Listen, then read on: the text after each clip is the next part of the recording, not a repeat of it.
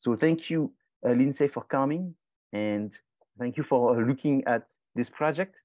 And yeah, so whenever Great, thank you. Yeah, no, I'm thinking about what you said, and I met with a market research class yesterday, and there are some similarities that I wanted to comment on, because what I had told them was, I see what they're doing as such a good opportunity, just like I see this assignment as such a good opportunity, because again, going back to the idea of, why go to school? Like, why go to school if you could be a Mark Zuckerberg and invent Facebook, or, invent something, or be an influencer or something like that?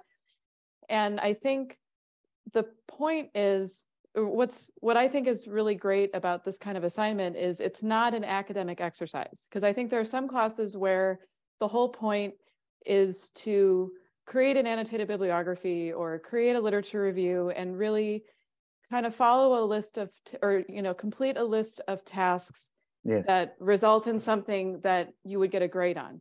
But the thing is, when you're working as a consultant, or when you're working, with a client, they're not going to be, maybe they would have a little bit of interest in an annotated bibliography, but probably not. It's been my experience when I've worked in market research and when I've worked with businesses as clients, they don't really care how I found the information. They just need it, and they need the advice. They need someone who has expertise in some field to say, this is how you can take your business to the next level, or this is where the opportunities are. And so that's why I think this kind of project with a real client is going to set you apart as a student, because it's not an abstract concept where you think, well, I'm going to research this industry and then I can draw some conclusions, because these people's businesses could live or die based on what your suggestions are. And I think, one of the reasons to go to school is to learn how to evaluate information and distill it down into something that's useful, and also develop these search skills that then you could translate to other databases and resources that you would have access to, say, through a business or through a public library. Because of course, the resources that I'm going to share, like Mintel and IBIS World, those are only for CSUN students. So that's something that I've just been trying to stress, especially with marketing students, is that it's less important to see it as a list of tasks, such as, okay, I need to find one piece of research that's from this particular database, and then I need to find this peer-reviewed article, because I don't feel like that's the best way to approach it. You're essentially answering a question or making recommendations, and it's not to say, you could find great stuff just on the internet, but you also, regardless of where the information is coming from, whether it's coming from Google or Wikipedia or even TikTok, you still have to know how to search for it. That's right. So that's why I'm here. Yes. And I'm also just thinking about, how you're going to work as a consultant. Yes, and it's very true. I want to add something to what you say, because I've been teaching since 1995, and right now I'm teaching some MBA students. There's 35 of them, and this never happened to me, and it never happened to the chair of the department I'm doing the MBA, which is that out of the 35 students, I tell the students they can make groups, and so they make groups of 6. What happened is, this the first time that ever happened, is the top 6 students made a group by themselves, and they happened to be all 4.0. So I've never had that before. It was sort of distributed. There was 2 4.0 and then 1 4.0 in another group, and then 3. But this time they all went together, and all they want to do is keep getting 4.0 being in the same group, and that way they can protect each other. So this never happened. I've never seen that before. Neither the chair of that department. And so what happened is, I have another project which is the same, because I'm the last teacher of the MBA program, and then what I do is I get them to do something for real, which is very important, because that's how the real world is. And so what happened is, they are totally failing right now, because they used to get A at everything, because there's rubrics. It's like a math exercise. So they just replicate the previous work. It's a case study. But right now we are working for a rapper, and this rapper is a young rapper. He won the best music singer artist of the year, sponsored by CSUN. And so it's just sort of unknown and all this, and it's very difficult to know what's the right thing for him. You really need to interview him and do all kinds of things. Same thing we're doing here. And so those 4.0 students are very frustrated, because they are actually at the same level as everybody else. So they may actually not Wow. do very well in this class because they have to come up with something new that is not part of a replication of a rubric. And so Wow. the chair and I were like, what are we going to tell them? So we had a meeting with them and say, sorry, there's no replication here. Everybody has to come up with something that's never been done before and do the research and find really what's the solution for this client by really looking at the market. And so there's some other students that are not 4.0 because they don't do well at the exam as much as they do, because they don't memorize every page of the textbook. Right. But they're thinking very common sense and very simply. Oh, this is the problem. I heard this from the client. This is what he said, and this is what he meant. I got it like this.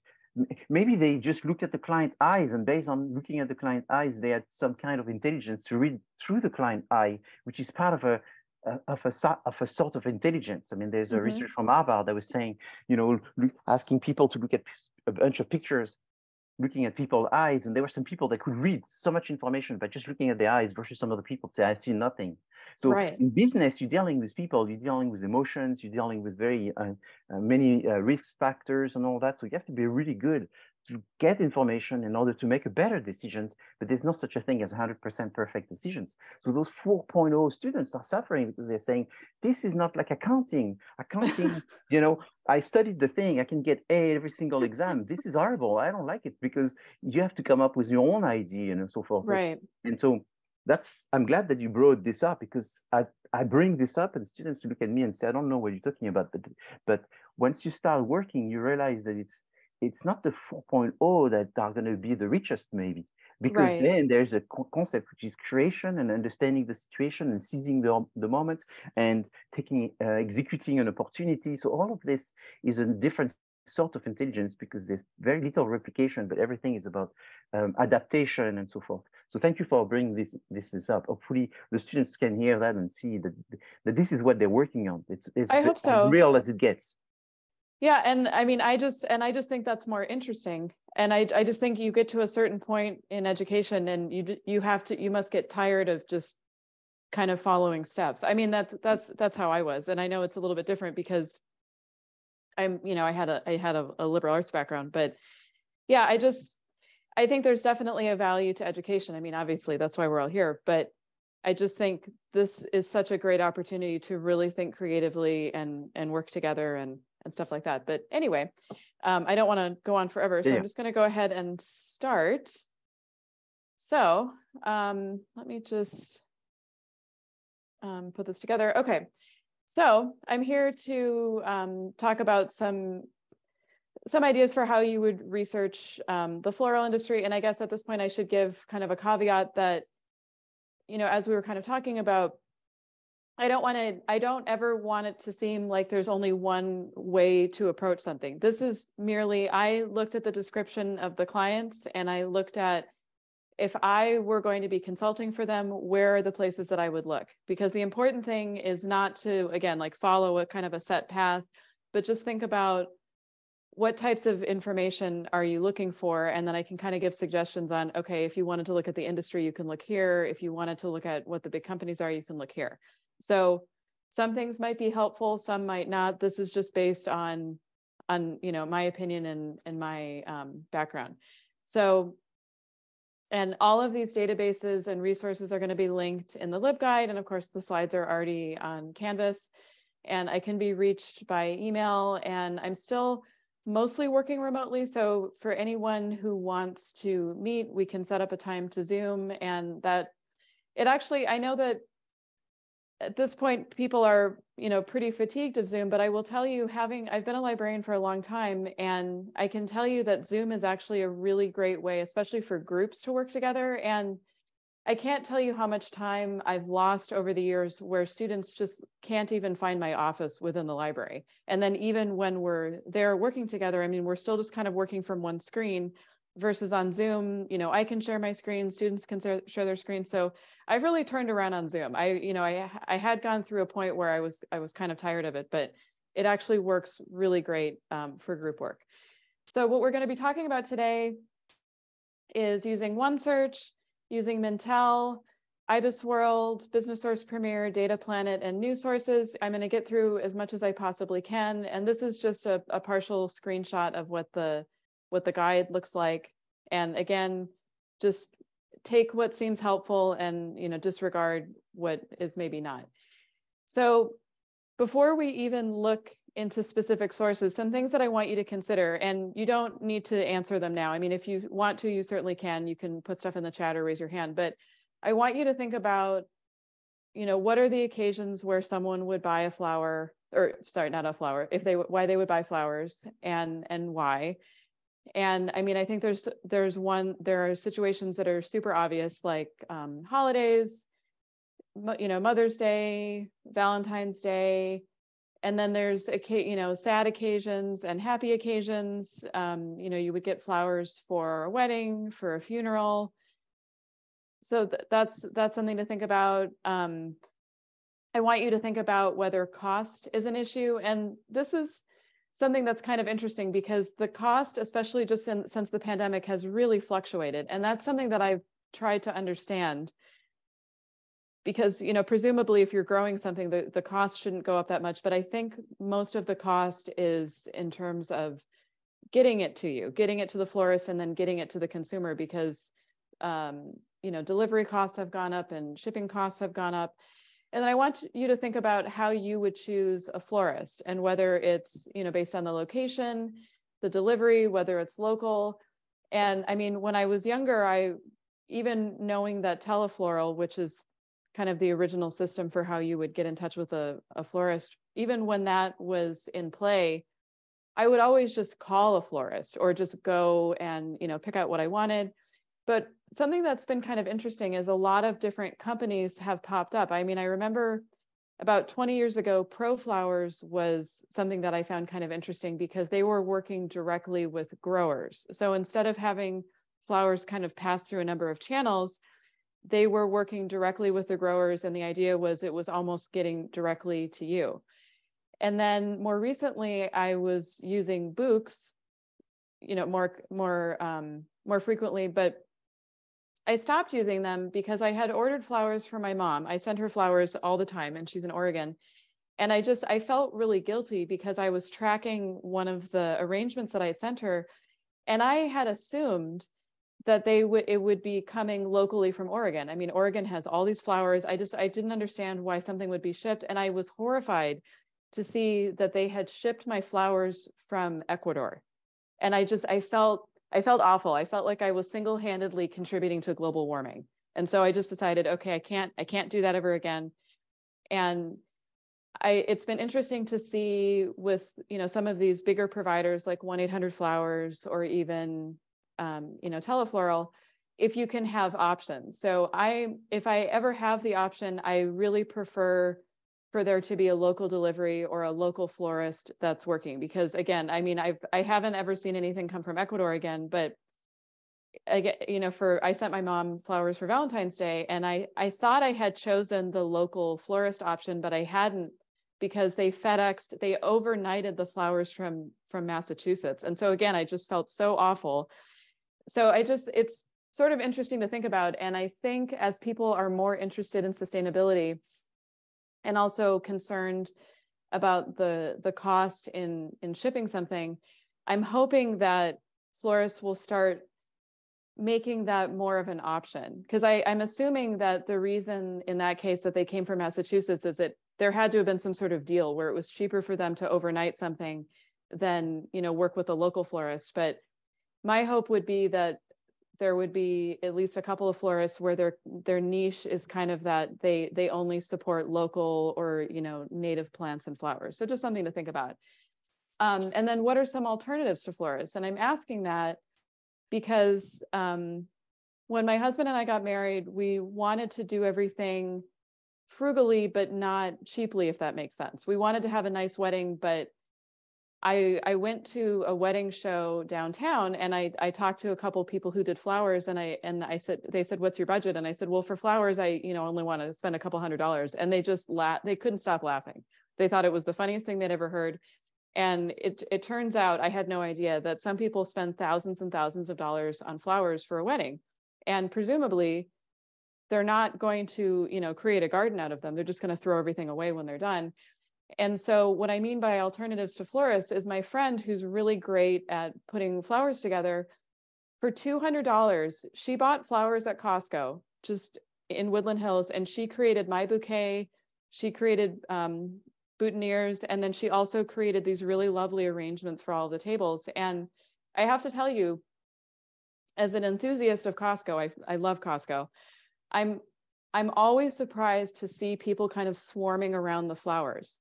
And I have to think that Costco is probably one of the bigger sellers of flowers. And I think another alternative would be, grocery stores, because they often have flowers available. So just something to think about. And I mentioned this a little bit, but it's the sustainability piece is really becoming more and more pervasive. I mean, like I said, I like to think about where the flowers are coming from. Are they going to be flown in? And I think of something like the flower market in downtown Los Angeles, and I think that they are still overnighting tulips from Holland. And that just seems wild to me, because I can't imagine why anyone would need anything flown in from thousands of miles away. It just seems crazy to me. And then just things like, the packaging, because I'm also hoping that at some point we can get away from having flowers wrapped in cellophane and wrapped in plastic, because that seems kind of antithetical to the idea of fresh flowers and fresh plants. And then just the treatment of workers. I know that especially in South America and probably parts of North America, people who are growing and picking flowers are maybe not treated as well as they should be. And it's something to think about. So, but however, whatever you consider, you just need to be as creative as possible. And especially early on in your project, don't box yourself in by thinking, oh, I can only look at resources that are really focused on marketing, or I can only look at resources that are designed for people in business. That's not really the way to go. I think you kind of need to think of an angle and just try all sorts of different things. I mean, I'm showing you business databases, but it's depending on the angle. Like, say for example, you are super interested in sustainability. There are a lot of databases that will support that. You could also look at something like interior design, home design. There's all sorts of different options. So I just really encourage you to be as creative as you possibly can. So a couple things to keep in mind for OneSearch. So that's our library catalog. And if you haven't used it, or if you haven't used it lately, that's where you can find almost everything that we have at the library. When I first started at the library almost 20 years ago, we had just kind of a straightforward catalog, and you could only use it to find books and movies and things like that. But now it's really a discovery system. So you can find almost anything. So I've given you some terms that you could try, and these are terms that you could use to find books and articles, videos. And then I gave you a couple of videos that you might want to look at. They are a little bit older, and yet I'm hoping that they'll kind of spark an idea, or, they might be kind of interesting. And especially well, I think both of them are going to be interesting, but like the first one, I think is going to be critical because, like I said, you can go to a local florist, and yet it's such an international market. And I just would be really curious to see how florists are kind of managing distribution and working with different countries. So these are both streaming videos, and what they're going to do is link you to OneSearch, and then you can just open the link to go ahead and open them. And again, maybe they're useful, maybe they're not. I just wanted to give you a sense of kind of what's available. Oh. There we go. Sorry, I don't know why it took me back. So one of the first things that I looked at was Mintel, which is a consumer market research database. And I was hoping that there would be a ready-to-go report on flowers. And unfortunately, there wasn't. The closest thing that I could find was 10 years old, and it was consumer behavior and flowers in Britain from 2012. So I just think that's not going to be the way to go. And so this is what I mean where I really don't want you to worry about getting something from every single database that I show you. So I think, normally you would be able to use Mintel. I was not able to really find anything other than if you wanted to focus on sustainability, and I don't want you to feel like you're forced in any one direction. It just seems to me there's kind of a natural pairing of sustainability and flowers. So if you were interested in that, then you can look at this report that they have called Sustainability in Online Shopping, because like I had said, one of the things that I'm looking at when I'm buying flowers is, first of all, I'm almost always doing it online. And I am thinking about where is it coming from, how it's being delivered. I mean, you don't really have to worry so much how the item is made, although you could think about how it's grown. But some of these characteristics I think are going to be pretty critical, because it's looking at, the distance that it travels to reach me. So, and like I said, I'm still so scarred by the fact that I accidentally bought flowers from Ecuador. So this is just one piece. And if you go into Mintel, and I'm not sure that we really have time to go into it, but if you go into Mintel and you open up this report, you can look at all sorts of different things. You can look at the executive summary, and you can look at, consumer behavior and stuff like that. But what I like about Mintel is you can go into the data book and you can look at the exact question. So the question that was asked, which is what are important purchase factors? And it was internet users 18 plus. And this is just kind of an overview, but you can also go into demographics. So say for the sake of argument, you were going to propose that a certain florist was going to market to sustainable or Gen Z consumers who are interested in sustainability. So what you could do is open up one of these questions, open up the demographics, and then choose the generation that you're interested in. And you can see how people respond based on factors like their generation, and then also their education level, whether they live in a city or they live in the country, that kind of thing. And you can sort of do your own crosstabs so that you're not just kind of being handed this research, if that makes sense. So Mintel is really great because they give you an overview, and they have experts who have conducted the research, but then you can go in and kind of do your own thinking. So I really like that. But like I said, there's nothing that's specific on flowers or even on gardening or anything like that. So this is just one angle, and you might decide that you don't really want to look at sustainability, but you could even look at something that's a little bit broader. Like you could look at they have a report on marketing to Gen Z or marketing to millennials. So that is definitely something that you could look at if you were interested. I just wanted to tell you as a caveat, they do not have a report that's specific to flowers. So the good news is if you go into IBIS World, and that's a database that we have that's industry reports, they have just out of the gate 3 really great reports that you can dig into. And if we have time, I'd actually love to just open one of these. So these are the different aspects of the report. So you've got the industry at a glance, the outlook, the products and markets. And what's really great is, and I have a note here, is that in each of these reports, they have something called call preparation questions. It's almost like they know that you are a consulting team and that you're going to be working with someone in this particular industry, and these are questions that you could ask. So what I can show you, so here's an example. One of the reports is called Florists in the US. And here, this is exciting because now you can see what I'm off campus right now. So if I'm going to access any of our databases, I have to log in. And okay, I was going to see if it was going to ask me for multi-factor authentication, but I did log in earlier today. So here's the report. And you'll notice it's giving you the NAICS number. One thing, could you show them where is the one search? Of course, the Mintel, eventually, because you are there, that would be great. Just of course. Yes. So if we go into your guide, here's your guide for Marketing 304. And I'm just going to zoom in a little bit. Under here where it says find articles and data, there's a link here for IBIS World. There's a link for Mintel. And just, since we're here, I just wanted to point this out. I'm sure some of you have maybe used this before, but this is how you can get help. And it is a real librarian. So if we were to go into chat, the librarian on duty, and it would be someone from CSUN as long as we asked before 8 o'clock tonight, because that's when we do our shifts, they'll know that you're coming from this guide. So they're going to know that you're a marketing student. And then you can just say, I'm looking, how do I get into Mintel? Or how do I sign up for the Wall Street Journal? Or, whatever your question may be. So that's available there.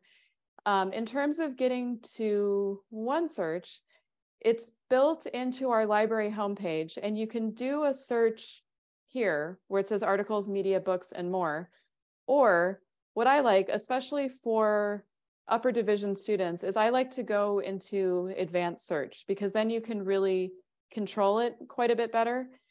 And just a couple of notes. So I gave you subject terms a couple of slides ago where I said, you could search by cut flowers, florists, things like that. So in order to use those, instead of searching any field, you can choose subject and then just enter those terms that I've given you.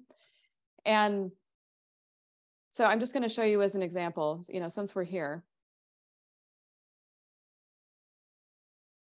This is searching everything that we have. So again, it's searching books, videos, articles, blogs, all sorts of different things. And you can see this is a fairly targeted search, but we still have over 1,000 results. And I know that no one, including me, wants to go through all of those sources. So from there, or from here rather, you would want to narrow things down. So I could decide, this is giving me resources starting in 1916. I probably want to at least get into the 2000s. So I could narrow it down that way. And that gets rid of about 100 sources, but then I can just keep narrowing down. So I can say, maybe I only want articles, or maybe I only want books. And then here under topics, that's just another word for subject. So I could say, I really only want flowers, and I want, flowers in the United States, just for the sake of argument. And that's going to bring us down to 200 results. So it's already quite a bit better. And here's a book that addresses kind of what I was mentioning, which is that somehow Holland has cornered the market on tulips, and they've really cornered the market on fresh flowers. So here's a book on how did that happen. So say for the sake of argument that you were interested in this is an online book, and you can see you have 2 different options. It doesn't really matter, but if you have more than one option and one of them has some sort of limit, like it says, 1 user at a time or 3 users at a time, you always want to go for something that has unlimited access. And then here, if I wanted to look at this book, I would go with JSTOR, because you can see it doesn't require, if I want to do offline viewing, it doesn't require that I set up an account or download software. But that's a little bit, it's probably more detail than you want to get into. But anyway, there's information here. Oh, sorry, Nika. Oh, no problem. I just came up with the question. So hi, thank you for speaking. Sorry, where are my manners? Thank you so much for taking time to speak to us. This is really helpful. I have used OneSearch before, and I had problems where I found amazing titles and abstracts for some articles, and then I go to those links right there, and it's a dead link, or I have to jump through hoops and like you said, like make an account or something. So in that instance, would I reach out to a librarian and say, hey, this is not really working? Yes, you have 2 options. So say I tried to click on one of these links and it didn't work. I could either hop on chat right here with this blue box, or the other thing you can do is here where it says, see something that doesn't look right, report a problem. There's a couple of my colleagues who really only work on problem records, and I report problems all the time, because anytime there's a broken link, I immediately report it, because otherwise no one will know, and it will get fixed. Because what should happen is, if there's a link, you shouldn't be punished for trying to access the full text. So so 2 options: either hop on chat or report it. You could also just, especially for this class, you can always email me, and I'm always happy to look into it. And the other thing, and I should have mentioned this before, but I got so excited, is that sometimes what happens, and especially because you are getting so many results, is it's hard to kind of remember what you found. And especially with you're getting results that are more than just books. So it's even too much. I used to have a very good memory for what I would search, and now I can barely even remember what book I'm reading. So what I would recommend is that anytime you're using OneSearch is, I know that I already signed in, but that was me signing in to get into IBIS World. So there's a separate sign in just for OneSearch. And this is so you can, oh, great. This is so you can get an error message. So what I'm going to do is I'm just going to go ahead and clear my cache. So this is, see, you can see exactly what's going to happen. And if this ever happens to you, all you have to do is, this happens to me all the time. I don't know why, but I'm just going to clear my cache and then I should be good to go. Anyway, okay, let me just go back in. Okay, I'm just going to go back into OneSearch and sign in.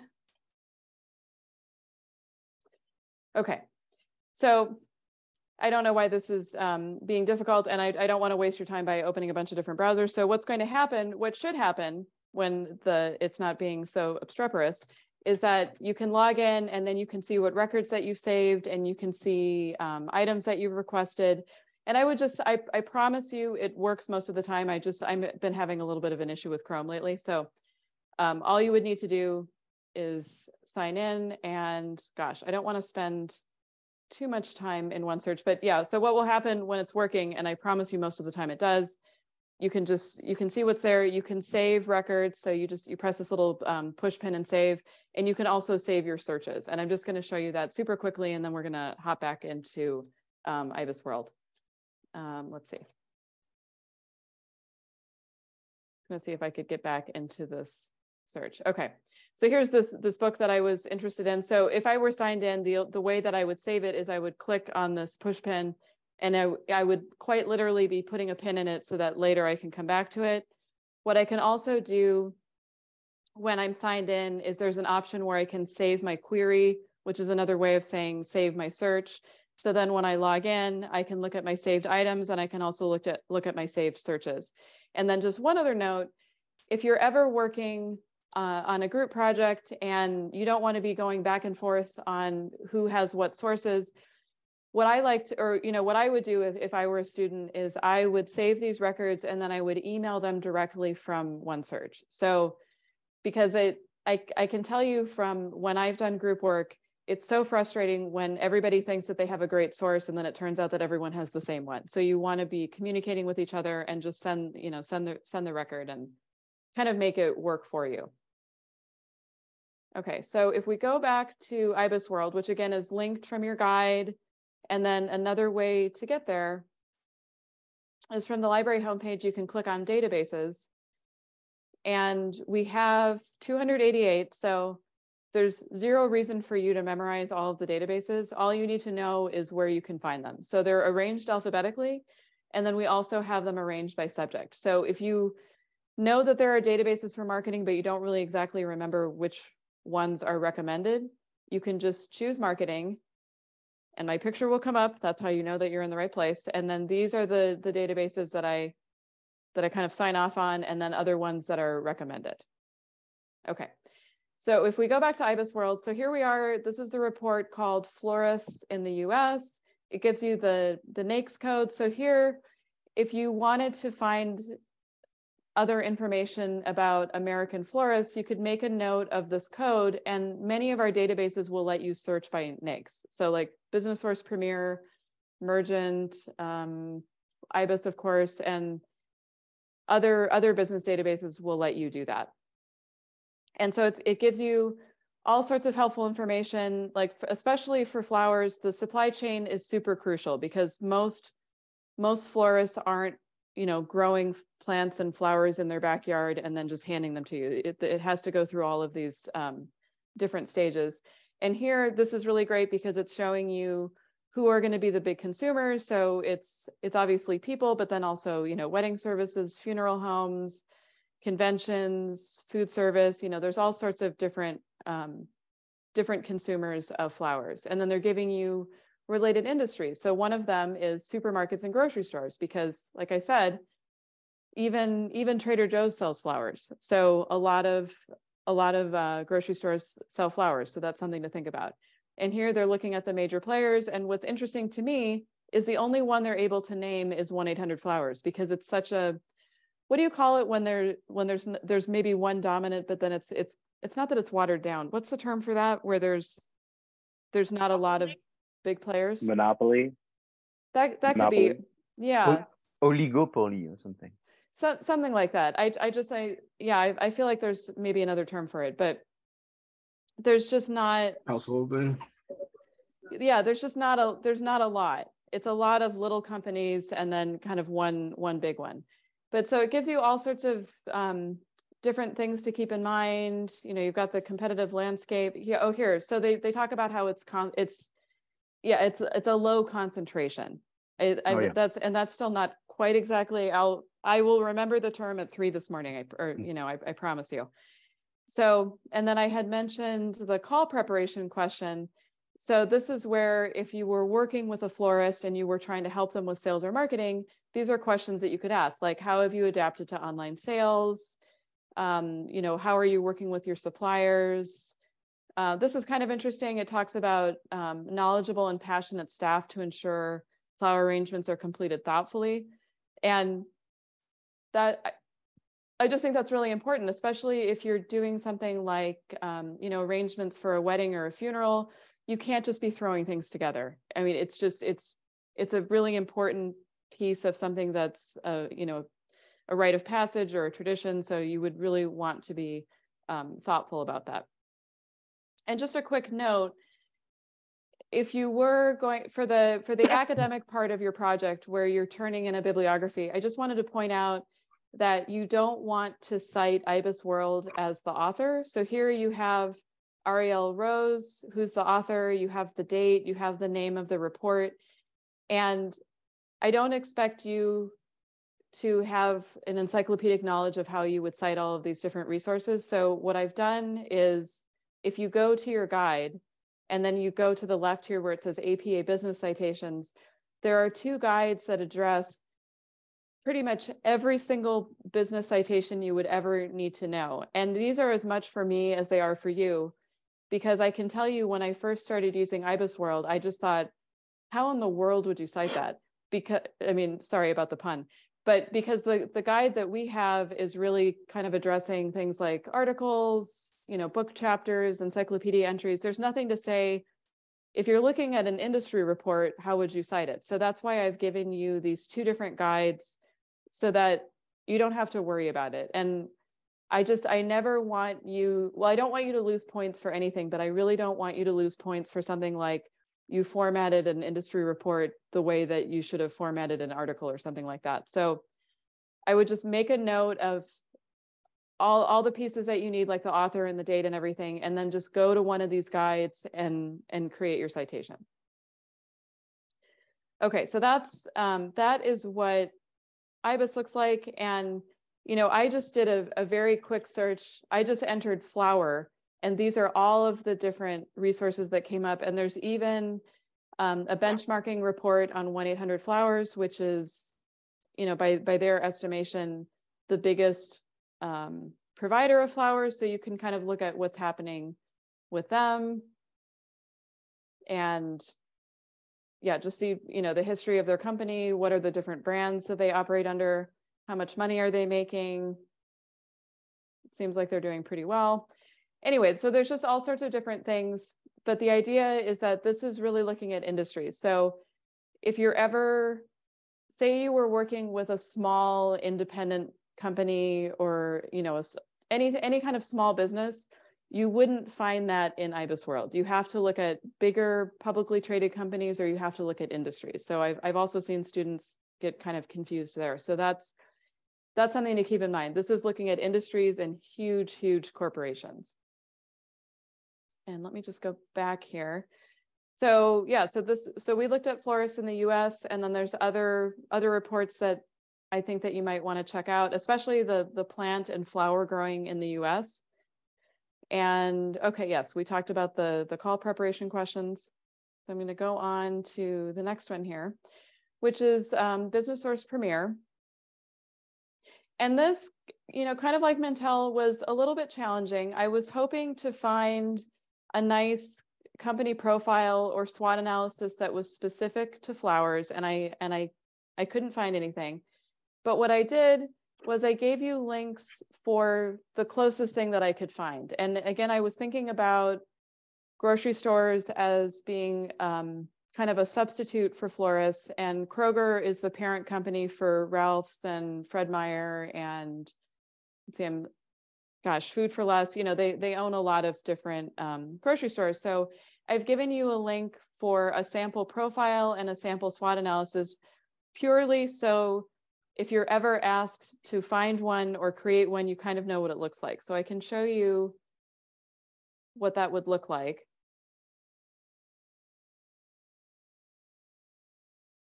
And so this is a company profile of Kroger from September 2022.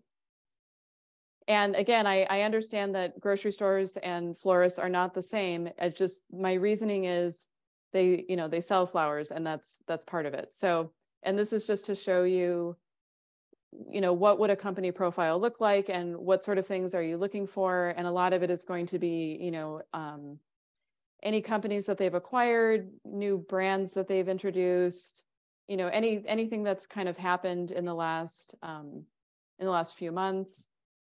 Our clients could not tell us because of confidentiality, but I would not be surprised that they work and sell to Kroger or someone like that, because they I mean, it kind of makes, because they have to get their flowers from somewhere.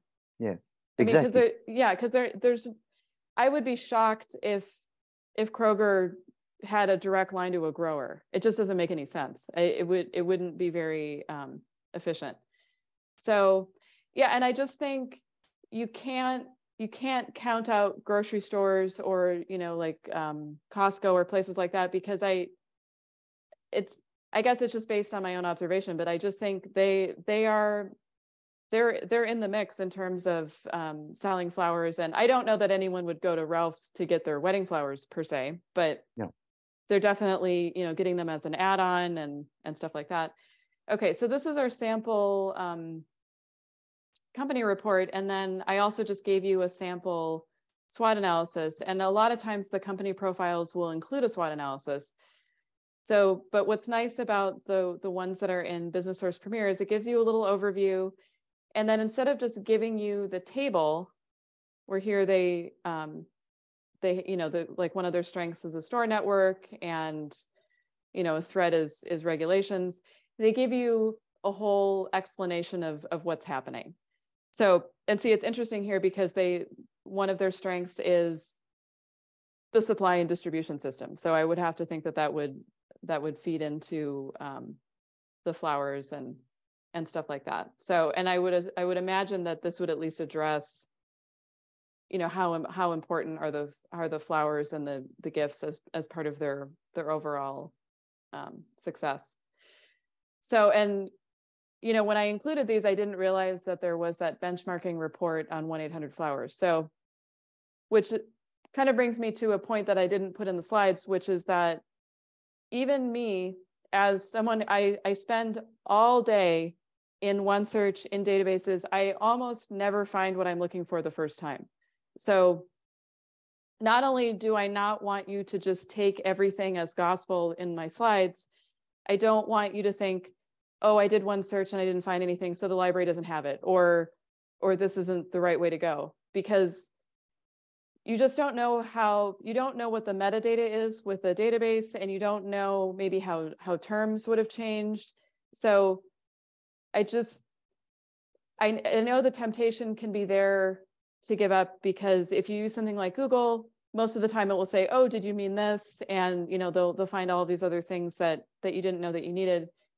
But don't give up, try different terms. It's really just an opportunity to be more creative. And I almost never find what I'm looking for the first time. And honestly, I'd be kind of annoyed if I did, because then there's no challenge. So another database that you might want to check out is Data Planet, and it has something called the Consumer Expenditures data set. So what I did is I looked at how households were purchasing flowers, and the most recent data set I could find was 2021. but it's looking at, and I chose, you know, Orange, Ventura, and LA counties. You could also do zip codes. You can do census tracts. You know, there's all sorts of different things that you could do, but just to kind of give you an overview, I thought it might be interesting to see, you know, how are people buying flowers? How does it compare depending on where they live? Are they mostly doing it by, you know, online? Are they mostly calling? How much are they spending? You know, what percentage of households? The only thing with Data Planet is this is really a database that will test your patience. And this is one example where I never find what I'm looking for initially. And I don't know what it is about this database. There's really good information. And I think it's maybe because there are so many billions of data sets in this database, it tends to be a little bit slow. And I don't want to spend too much time, but if you are able to go, I'll just show you one thing, you know, kind of quickly. So here's Data Planet. So there's a couple of different ways that you can go. You can either browse by a subject. So you could look at something like natural resources, or you could look at, you know, agriculture, or you can look at different sources or geography, or you can simply just do a keyword search. So I could just do something like flowers and see what comes up. But you'll see I have just a lot of different things that came up. And for whatever reason, this seems like it's okay. It's consumer expenditures, but this is from 2018. So what I would probably want to do is sort of scroll down and see if I can find something newer. And we already know that there's a 2021 database. We just have to find it. Here we go. So this is giving me expenditures from 2021, and it's looking specifically at plants, indoor plants and fresh flowers. And so what you need to do is just decide what you want to look at. Do you want to look at the total amount spent, you know, dollar amount by household, you know, number of households? And here's where you can see that you can set the different limits. So I think because in California, our counties are so large, it's probably going to be a little bit more effective to go by zip code, but it just kind of depends on what you're interested in. So you essentially just sort of check the boxes that you want, and then it'll create, I created a table. You can also do a pie chart, you can do a map, and then you could compare it to other things. So, you know, I just did flowers, but I could compare what households and people are spending on flowers, and then compare it to things like, delivery service, gardening, lawn care, housing. I mean, you can just kind of decide what do you think is relevant. You know, a lot of these are clearly, I mean, I would applaud you if you could connect what people are spending on children to flowers, but I'm sure that the argument is there. I can't immediately think of it, but you can just sort of compare all of these different things. And something to think about is, are flowers a necessity? Are they a luxury? Is it kind of a once in a while type of thing? You know, where does it fit into how people decide to spend? You know, when the economy is bad, or, you know, when prices are up, is that something that people are going to cut back on, or what? You know, and I don't know. You know, I think it kind of depends, but there is a lot of really good information in here. It's just, it can be a little bit challenging to get it to cooperate. And I just, as an example, you know, say that we wanted to look at counties. For whatever reason, I guess because it's first alphabetically, it will almost always try to force you to look at Alabama. So that's what I mean. It's a little bit counterintuitive. So you have to add California and then take Alabama out, and then decide again if you want to look by county or by zip code or by census tract. But then once you kind of get the feel of it, it is pretty cool. And you can start, like I said, downloading the information. And that might be something that would be useful to show your client. You can say, listen, people seem to be spending more in this particular area than this, or this seems like it's kind of more important. So there's all sorts of different things that you can do here. And again, kind of going back to 1-800-Flowers, because this was what I was able to find as kind of the big player, I thought it would be helpful to look at what they're telling people. So this is from their website, because I like I said, I'm so focused on the idea of really trying to reduce my carbon footprint and I love sending flowers, but I really want to be thoughtful about where are they coming from and are people being treated and paid fairly.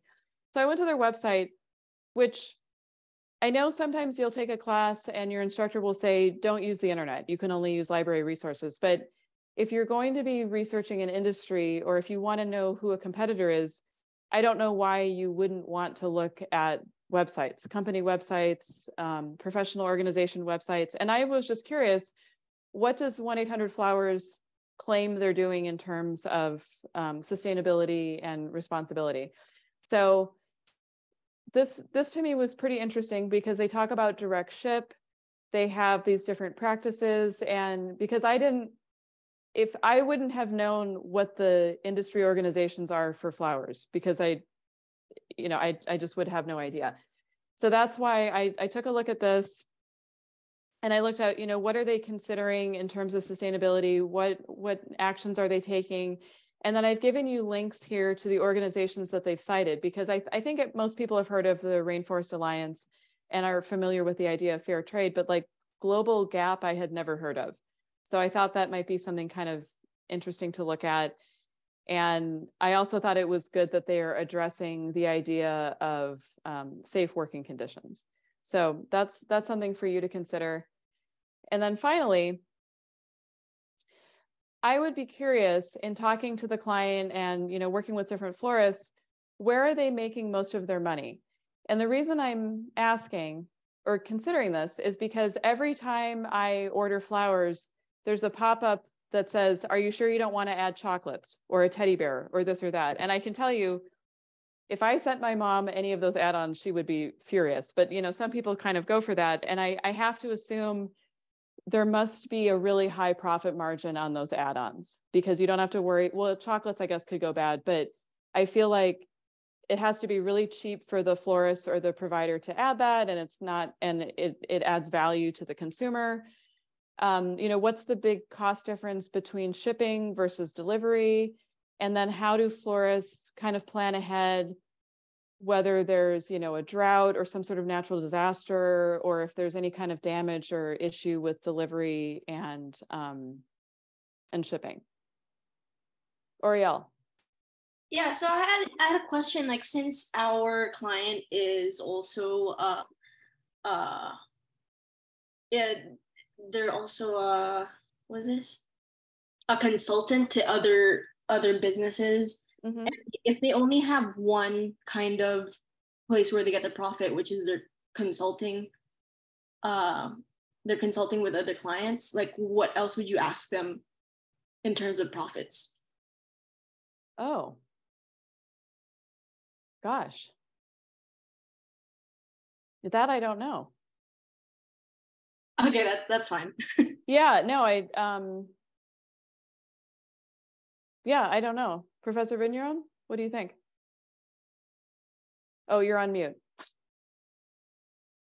Can you say this again, the question? Well, yeah, since our client is also a consultant, so they're not dealing with the flowers at all. They're just kind of the middleman in dealing with, I guess, the business itself. What other questions would you ask them in terms of profits if their profit only comes from a certain activity that they do? So yes, their profit, their revenue comes from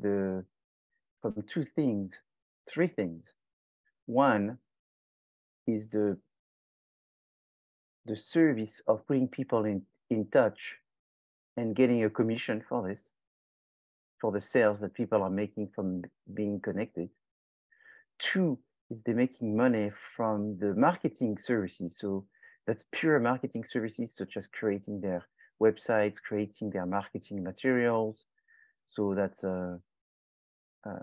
creating their posts, creating their internet website, banners, and all these things. And then the third is by finding people that would want to work for them, future employees and so forth, and making a fee and for finding the staff. that the flower industry could be using in the future. So that's the three sorts of revenue that they're making. So then you would be able to, like, I guess, ask them what the profits are that you would be making through those three separate channels, and then ask them, where are you making the most money? Yes, they actually send me an email with a recap. So I'm going to organize this email and I'm going to put it in Canvas where they say, here's where we spend most of the time. Here's where we make most of the profit. So they send me something like this. And if there's something that you need beside this, we can ask them. You know, I'm going to collect a number of questions from students from all the groups. And then I'm going to make a recap of summary of all of these questions and then send it to the client. So that way they get not just piecemeal of questions between now and mid-March, but all the questions at once and send it to them. So after you see this, I will post this, if not today, tomorrow, in the announcement, the financial information that they send me. And if you have questions, start putting together a set of questions, and I will be collecting questions, I would say at the end of the first week of March, to put it together, to send it to them by mid-March. And then I will give them 1 week to answer those questions. And so what you're saying is interesting. I think there's another thing is interesting is what else could they sell beside those three things that I mentioned?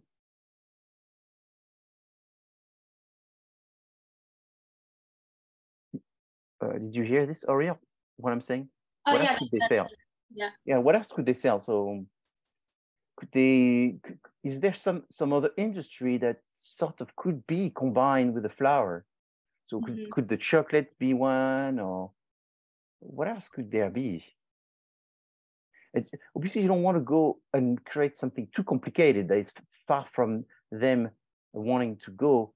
But you know, I did a project which was for a company selling tennis rackets, and then we told them to make pickleball rackets, and the client was very upset. Oh, extremely upset, because he did not realize he didn't realize how big pickleball was going to be. And so this project was done maybe 10 years ago. I mean, it's true. Pickleball 10 years ago was, yeah, exactly. And it's exploded. Oh my gosh. It's exploded, and he totally missed that because there was zero big company. There was no Nike, no Adidas, nobody in pickleball.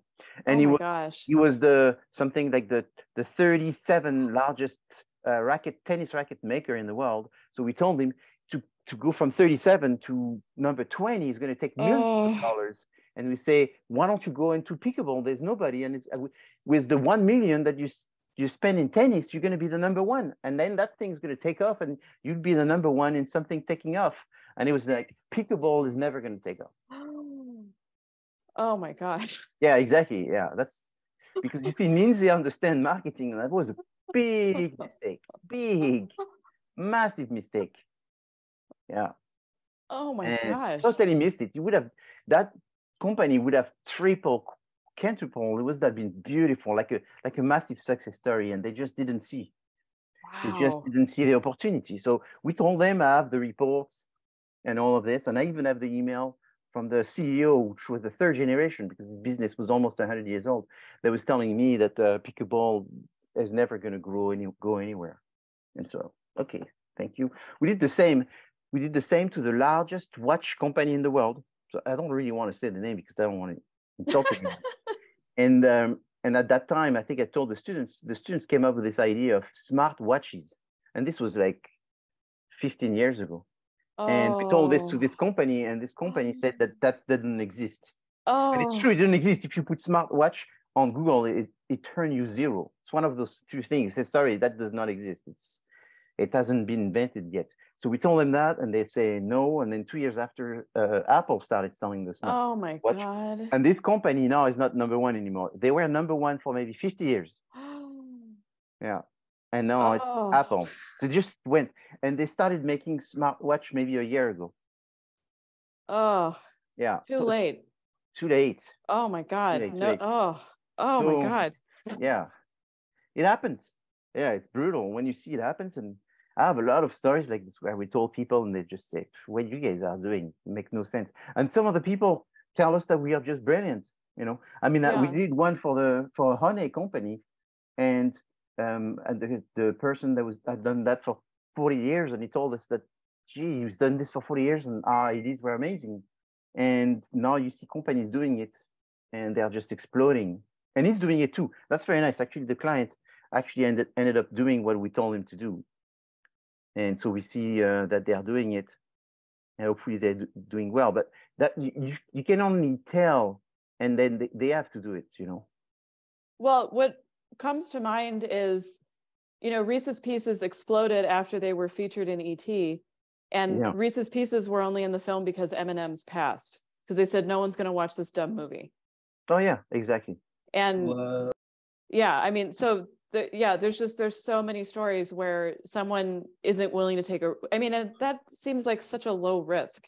Like, what's the worst thing that can happen is you'll be in a movie and maybe nobody sees it, but I just feel like there's just so many examples of that, and it's just painful.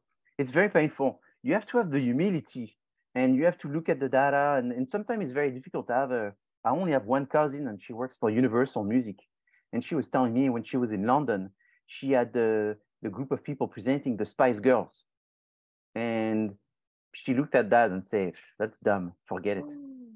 She was one of the 3 people that were making the decision. She just let it go. But I mean, she did a lot of fantastic things, but she saw so many every day. Right. You know, so that's the thing when you are like flooded of people. And I think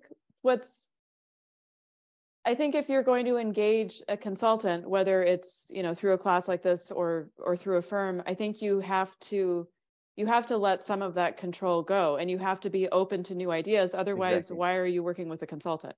Yeah. Well, one time we did J.D. Power and Associates, and they came to us to ask us what they should do in terms of consumer research. I mean, can you imagine the biggest consumer research company asking students what they should do?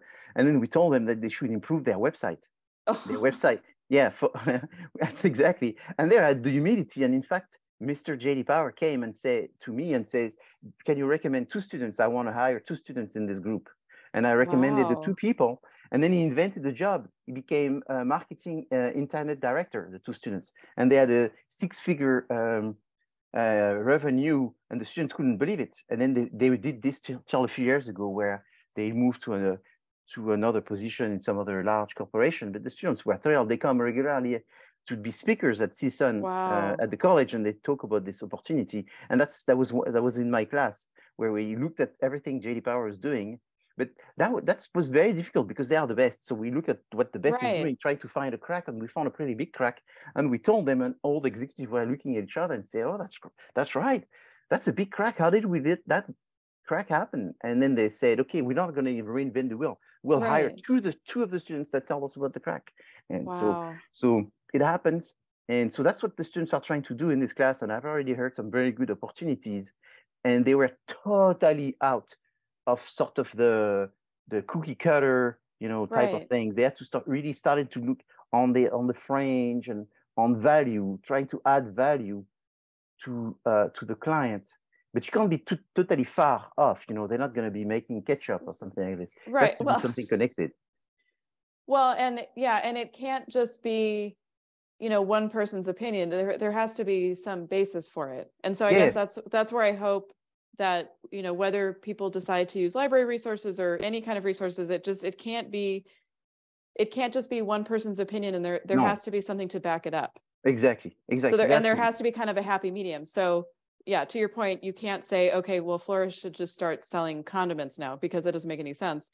But you could make the argument, you know, that maybe, you know, you could send plants and flowers and food or something. I mean, you know, it's not the wildest thing, but yeah, there has to be at least one thing to kind of connect it, or, you know, to make it make sense. Yes, some connection, you know, and that's why I really enjoy doing this, because I see a lot of the students are in their 20s, and they have no fear, and so they're going to look at all kinds of options. They won't have the burden of thinking, oh, that can't be done. Oh, I don't know what, Right. you know, no, they're just going to look at everything, and eventually they have to make the argument. And that's what's fabulous, is these people have this opportunity of getting, these people are very fresh minds looking at all of that from a fresh perspective. That's super, super, super important. And that's why we got the smartwatch. I mean, that only someone that has a fresh mind with a new perspective can come up with something like this before even the word existed. Oh my gosh. And, you know, and the pickleball was, because the smartwatch, that's a young person idea. But the pickleball, you know, I mean, that's a sport for old people. So that's why also was very interesting, is the students all found that, you know, it's not for us, but it's a big market. Right. So they were not the target at all for the pickleball, versus the smartwatch, they were the target. Oh my gosh. Or part of the target. So yeah. Okay. So, well, I just have one more. Yeah, I just have one more thing, and then I'm gonna wrap it up.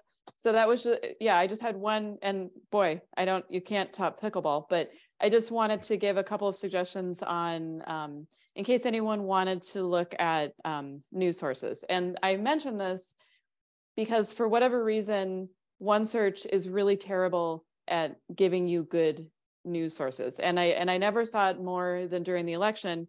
You could do a search for the candidates, I'm not going to say their names, and a few things would come up, versus if you went into a news database, it would be 10 times the number. And I don't know how to explain it, because the same company that runs the news, our main news database, runs the discovery system. So you would think that they would work in harmony, and yet they don't.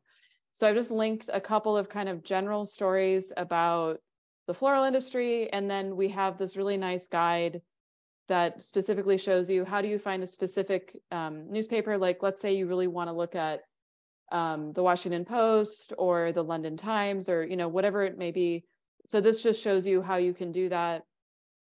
And then how you can get into some of these historical titles. So just because it's a little bit challenging to do it in OneSearch. So that's all. And I can actually go ahead and stop sharing, because I know that we're a little bit over time. Yes, but thank you very much, Lindsay. This was very good. I'm hoping the students were inspired by this and can see that it's important to know the skills in order to look for information.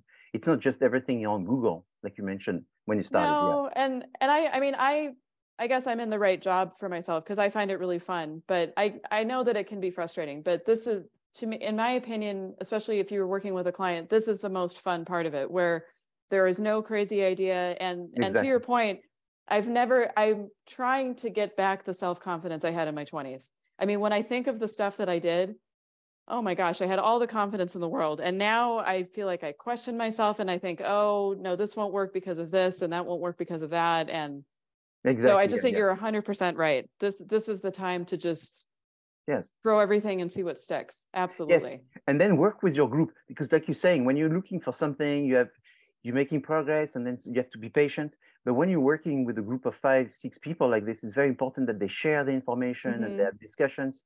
So they cannot work in isolation just with Google. Exactly. They have to look at other sources, and they cannot just be the only one person responsible for it. They have to have discussion. So the students every week, they ask me, what are we supposed to do? Well, you're supposed to search in isolation and then make a meeting with your group and discuss what you found. And then based on what you found, everybody again goes back to searching. And once you start doing this exercise for 4 or 5 weeks, you will see that you will start finding some great opportunities. And then you can come and see me, or you can go and see Zaid, I have an assistant, and then between the both of us, you should be able to get some good feedback in order to sort of precise the direction of all the things that you're finding and all that. So it's very important that you do this work, because otherwise it is not going to come from looking at a past project in order to know what you should be replicating. There's very little replication here. You have to do it yourself. Yeah, very good. Thank you, Lindsay, again. Very much appreciated. Thank you so much.